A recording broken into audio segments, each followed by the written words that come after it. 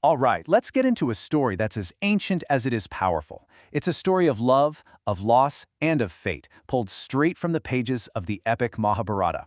We're talking about a tale that has been told for thousands of years, and it really gets to the heart of some of the biggest human emotions. Okay, let's dive in. The source text itself kind of invites us in, just like storytellers would have done for countless generations.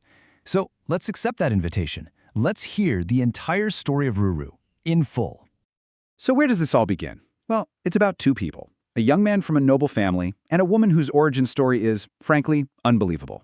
Let's start with our hero, Ruru. So, who is this Ruru guy? Well, he comes from some serious stock. I mean, look at this lineage. His great-grandfather was the legendary sage Bhrigu. This powerful spiritual heritage got passed down generation after generation, all the way to Ruru himself. So you know he's a man of great standing. But as important as Ruru's background is, the real heart of the story, it's all about the woman who's about to capture his. And her story starts in a totally different way. Not in a noble house, but alone, abandoned as a baby. And her family situation? Wow, it's a real contrast. Her father was Vishwavasu, a king of the Gandharvas. These are divine, celestial musicians. But her mother? Her mother was Menaka, a celestial nymph, an Apsara, who, and the text is brutally honest here, had neither pity nor shame and just left her newborn baby. But just when things look their bleakest, fate, or maybe just pure compassion, steps in. A great Rishi, a sage named Sthulakesa, finds this abandoned child. And being a man of deep wisdom, he's just filled with pity and takes her in to raise as his own. And in this safe, holy place, this little girl just blossomed.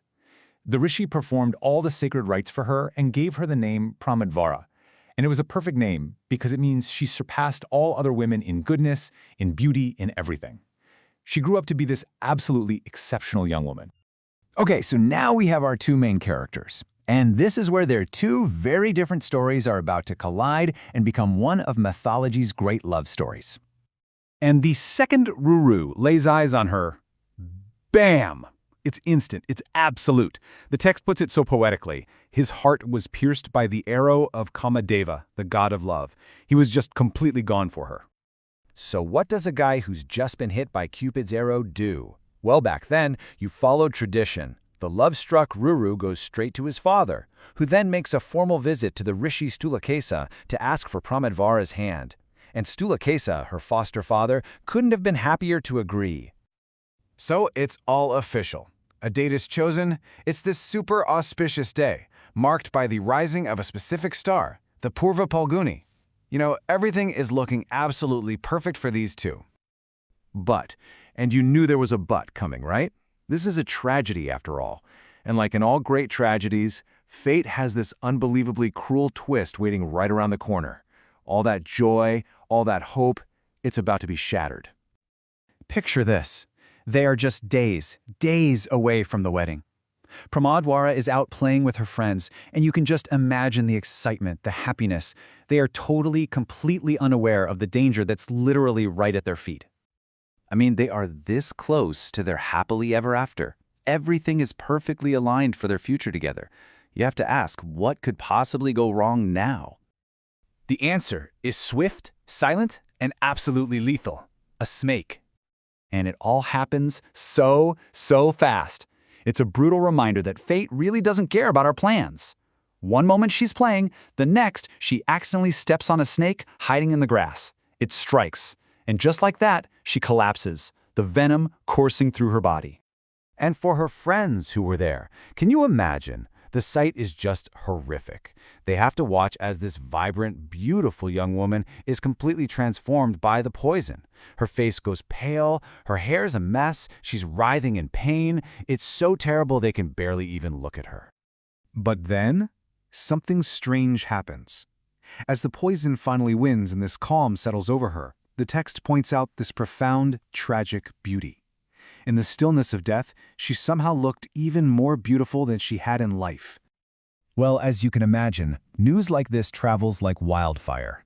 And now the story shifts from the immediate shock of what happened to the just crushing wake of the aftermath.